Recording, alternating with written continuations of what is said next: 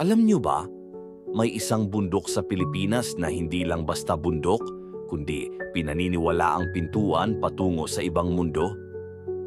Ang Mount Banahaw, kilala bilang sagradong bundok, ay dinarayo taon-taon ng mga pilgrims na naniniwalang may taglay itong banal na kapangyarihan.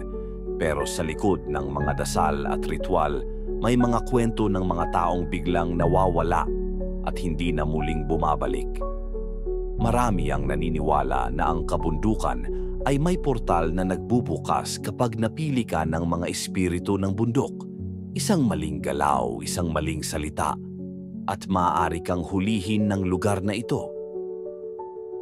May isang hiker na pumunta mag-isa at hindi na bumalik. Sabi ng mga nakakita, bago siya nawala, narinig nila ang mga bulong sa hangin na tila tinatawag siya sa kagubatan.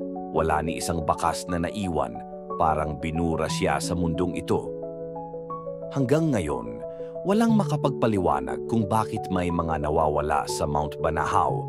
Baka ang bundok mismo ang pumipili kung sino ang makakaalis at sino ang mananatiling kanyang lihim magpakailanman. Like and follow for more short story videos.